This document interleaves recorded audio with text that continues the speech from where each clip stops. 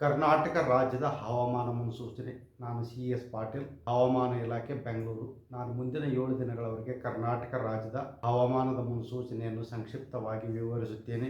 ಇಂದು ಕರಾವಳಿ ಜಿಲ್ಲೆಗಳಲ್ಲಿ ವ್ಯಾಪಕವಾಗಿ ಮಳೆಯಾಗಿದ್ದು, ಉತ್ತರ ಒಳನಾಡಿನ ಜಿಲ್ಲೆಗಳಲ್ಲಿ ಹಲವು ಕಡೆ, ದಕ್ಷಿಣ ಒಳನಾಡಿನ ಜಿಲ್ಲೆಗಳಲ್ಲಿ ಕೆಲವು ಕಡೆ ಮಾತ್ರ ಮಳೆಯಾಗಿದೆ.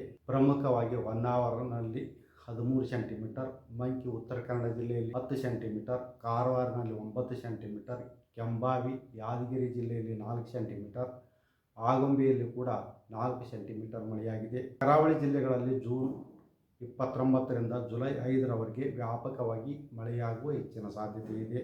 ಉತ್ತರ ಕನ್ನಡ, ಉಡುಪಿ ಹಾಗೂ ದಕ್ಷಿಣ ಕನ್ನಡ ಜಿಲ್ಲೆಗಳ ಕೆಲವು ಕಡೆ ಭಾರೀ ಹಾಗೂ ಅತಿ ಭಾರೀ ಮಳೆಯಾಗುವ ಸಾಧ್ಯತೆ ಇದ್ದು, ಜೂನ್ 29ರಿಂದ ಜುಲೈ 5ರವರೆಗೆ ಆರೆಂಜ್ ಅಲರ್ಟ್ ಅನ್ನು ಘೋಷಿಸಲಾಗಿದೆ.